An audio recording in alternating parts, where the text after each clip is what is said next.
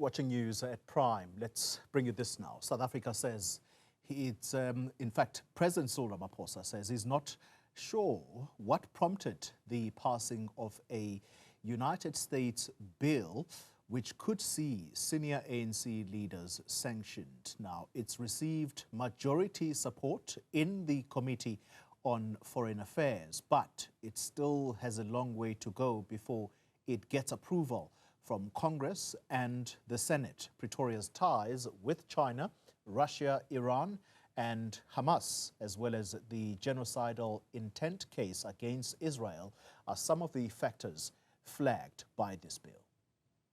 We've heard about what has happened in a House committee, and that whole process still has a long way to go, and discussions will be ongoing, and we don't know exactly what is driving all this, and our bilateral dealings and engagements with the United States will continue, and we will talk about all manner of things, including precisely this issue and many others. We've got good diplomatic relations with the US, and we want to enrich them and make them better. So we are very positive that the outcomes of our engagement with the United States will be comprehensive and all-encompassing, so that we can return to good dealings with the United States. Well, let's take you back a little bit to what U.S. Congressman Jackson had to say when he initially introduced this bill. I've traveled a lot recently via my various committees, including this one, throughout the continent of Africa. And one thing I've seen is that we've really neglected Africa. We have spent a lot of money and wasted a lot of money there, in my mind, with no strategic thought whatsoever into how we're spending this money.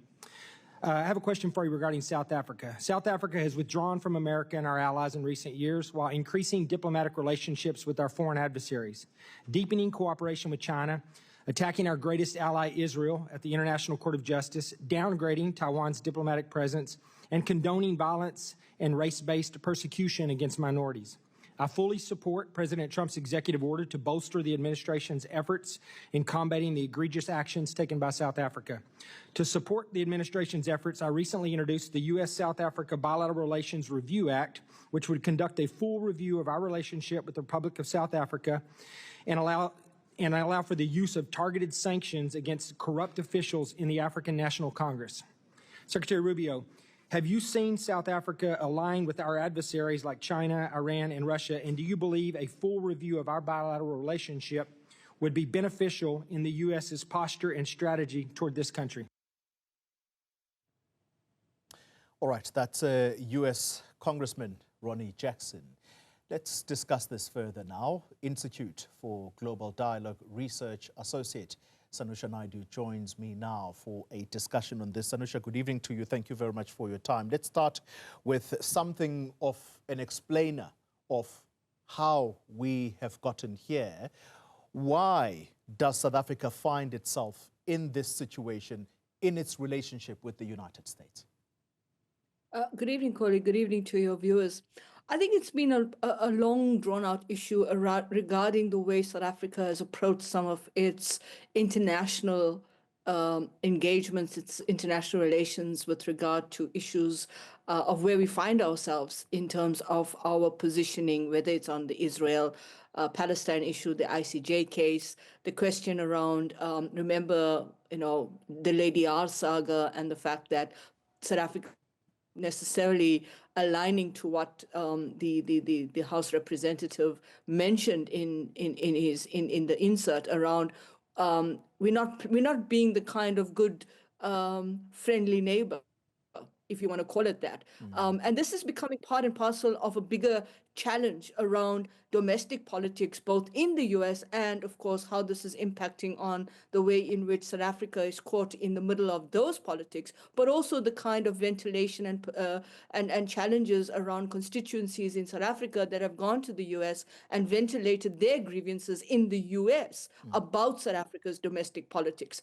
And then this becomes kind of rubber for the issues that then are used to try and push back against South Africa and says, well, we don't really like you because you have relations with states that we don't like. But the interesting thing about it is those states that are named as moving, as South Africa is moving away from the ambit of the US into the embrace of other states in terms of its foreign policy, are states that also have relations with the US, states that have relations with the US allies or US neighbors or US interests, like in Europe. So you don't see the same kind of response to them. But somehow South Africa is at this kind of very difficult stage in this relationship. And it's very kind of duplicitous in a sense, because it kind of gives off mixed signals. The messaging is not coherent in terms of why South Africa is the one that's picked out from the lineup and not anybody else. We'll come back to why South Africa's actions have sort of led to it being possibly punished in this way. And we're being cautious here, Sanusha, because this is not a law yet. And that is the issue that we need to stress to the viewers. We're not yet at the stage where the United States has now decided that South Africa indeed must be sanctioned. Let's talk about targeted sanctions or smart sanctions, as we would have heard, for example, in the case of Zimbabwe.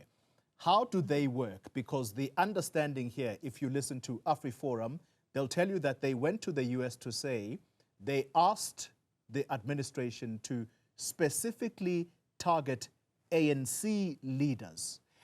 And this should not be interpreted as punishing the whole of South Africa's citizens. Is that how they genuinely work? Not necessarily so. It doesn't work like that in practice, because sanctions become a kind of a punitive tool. It's a punitive framework that is applied. So if you're only going against particular individuals, it's difficult to disaggregate how this applies in practice, because in the case of Zimbabwe, and this is why South Africa has been opposed to sanctions, because they say that South Africa's position, particularly under the ANC-led government, was that the issue of sanctions don't really have the kind of targeted effect that you wanted to have in terms of sanctioning elites or sanctioning those that are responsible for X, Y, and Z. Now, the curiosity of this in the case of what AfriForum is presenting as the kind of justification of what it's asked for in terms of targeted sanctions against ANC members is again needs to be looked at in context. Is what is the grievance? What is the crime that we are talking about here? Is it a domestic issue, and you want them to now take a domestic issue and essentially manifest it into an international question around the fact that South Africa, certain ANC-led members have done X, Y, and Z? How does it align to international law? The second thing is that once you start getting into the realm of sanctions, you get into a gray corridor of uncertainty. This gray corridor of uncertainty is where you're not distinguishing between the kinds of issues that you wanted to do. Because again, South Africa had been placed in terms of some of its own financial tasks, the financial action task force issues, where it had to play compliance with regard to issues regarding how it deals with issues of terrorism, financing of terrorism, and so forth. Yeah. And this was also part of this. So they're not necessarily the sanctions, but part of this debate about how it actually affected us, because there were certain elements of it, but it had a holistic effect. So it could end up becoming the very nature in which the AfriForum may have opened up a Pandora's box for itself as well, where its own constituency, where it tries to disaggregate maybe its constituency, the workers, the farmers, the kind of constituency that supports it, may end up becoming unintended consequences and impact of that sanction. Yeah, so in essence, this will end up enveloping the entire country, because it is the government of South Africa that is being sanctioned here. Yeah. So let me give you an example. Sure. If you look at Russia and the targeted sanctions against Russia, or even if you look at Zimbabwe, it doesn't really hurt what you think you want the intended consequence to be. But for example, companies may end up being caught in the crossfire and the crosshairs of the sanction. So that may hurt jobs. That may hurt access to certain companies not being able to do business in South Africa, banking, etc., trade. So you've got to be careful when you start making these assumptions that you can actually compartmentalize sanctions. And I mean, has Zimbabwe recovered? The argument by the government there is that, we are on the way up. But the people who are really feeling the impact of all of this, they tell the real story. As Gwede Mantashe once put it, that the problems of Zimbabwe are walking on South Africa's streets. Let's then talk about South Africa and this accusation that it is aligning with America's enemies. I just want to quote directly from some of what Ronnie Jackson and the bill that he has introduced has been saying. And it is that South Africa is systematically going after our partners and allies. He cites the downgrading of Taiwan's presence in the country. You'll remember the argument there that their embassy must be moved from Pretoria to elsewhere within the country. America has a problem with that. And then here's the kicker. Falsely accusing the state of Israel of genocide at the illegitimate International Criminal Court. You're paying attention to his language here. Can America honestly say that Israel is being falsely accused of genocide when we are seeing what we are seeing today? There is an outcry that even journalists now are part and parcel of the people of Gaza who are being punished through starvation, because starvation is now a weapon of war. Is America genuinely being serious here, or is this political expediency? Well, I think it's the latter, and it's much more than just political expediency. I think it's very much about who's the constituency that the Representative Jackson is putting this bill out for, and how much of pressure there is from that constituency. But I think you can't hide the fact that even in Israel itself, there are protests against what is happening in Gaza, and there are protests against the use of food as a weapon to create famine. And the ICJ in the world is standing in complete disgust about this. And to basically try and hide and bury your head in the sand is completely quite bizarre and intriguing that, this is part of the reasoning as to what South Africa is doing and what other countries are supporting in terms of the ICJ case, because I think that was also included in the snippet that you played, Koli, about countries that are joining the ICJ, but not necessarily naming those countries. Some of them are from Europe. They're Spain, Italy, etc. We saw what happened in parts of Amsterdam with regard to support. We're seeing what's going on in the UK with support for the people of Gaza and the pushback against this whole kind of use of food as a weapon of war and weaponizing it in the way that it's happening in terms of genocide. And it's very bizarre in a sense to think that this could be a justification in a time where the world is in a humanitarian crisis and war is being normalized. And what is happening in Gaza is becoming a normalization on our screens. Sanusha, this particular bill, it passed through the committees of Foreign Affairs Committee. I'm messing that up.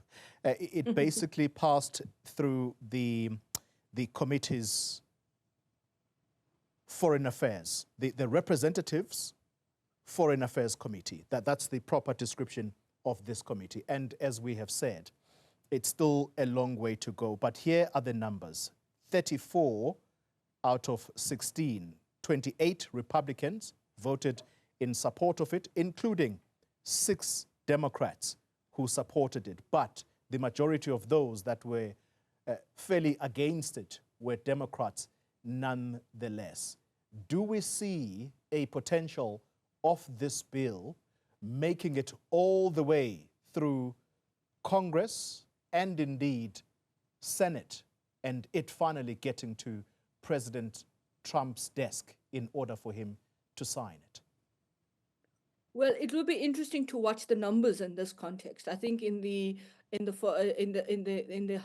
Senate, not the Senate, in the Foreign House, where the Foreign Committee House of Representatives, where this bill was passed as the first step towards this whole process, it had a larger margin in terms of the voting. I think as you get into the Senate and Congress, you're going to find the margins of majorities could be quite slightly slimmer. The question there would be is how does South Africa then discuss this going forward? And I think that's the big challenge, because there has to be that ventilation and constant advocacy, and whether the advocacy from the South African side is going to happen in terms of lobby groups, advocacy groups, and other stakeholder consultations, particularly with American business, American enterprises, and so forth. And we know that there's a concurrent process happening around the US-South Africa trade issues with regard to the agriculture and other elements of our trade agreement with the US. So again, this will be something that will need to be looked at. But this is to September, I'm told. So it's not much time, but I think there's going to be a lot of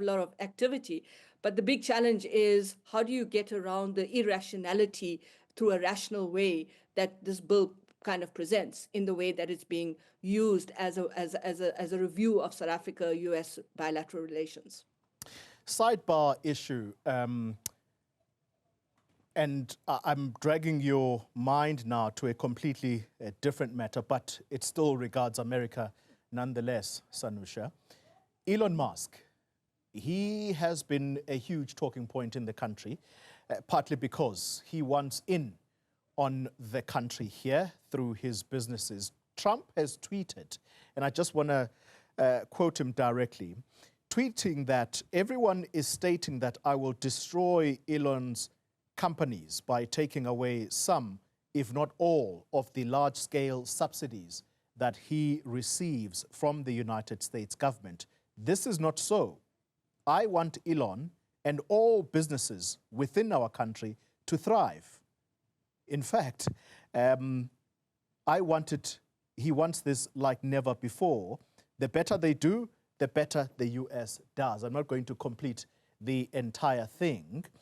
What does this mean, Sanusha? Trump and Elon, it's been a yo-yo effect, their relationship. We know that the big issue right now is whether or not Trump is in these files that regard Ghislaine Maxwell and his late partner, whose name I will remember in a moment.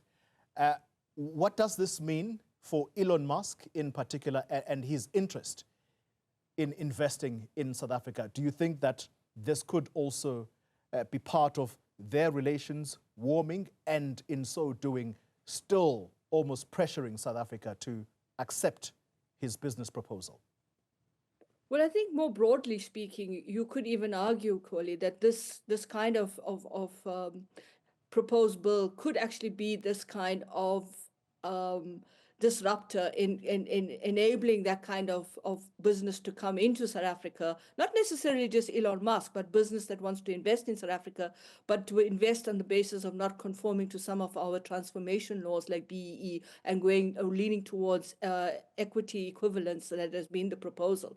But I think there's also that underlying question around, whether or not this tension or this kind of falling out that we see or we've been hearing about between Musk and Trump, how much of it is real and how much of it is transactional and how much of it is conjecture. But I want to circle back to this point that the tweet that President Trump has put out kind of indicates to me that this is the kind of tactic and transactional approach that he will use in terms of wanting a unilateral, bilateral trade agreement, but using the kind of the stick and carrot approach. And this proposed bill, that would be the kind of stick and carrot where we may be baited into kind of softening some of our regulatory laws and our investment laws to accommodate business from the US. And that's the commercial diplomacy that comes with that kind of unilateralism from the Trump presidency. So let's watch that space as well, because I think it is about business, but it's about giving American business a little bit more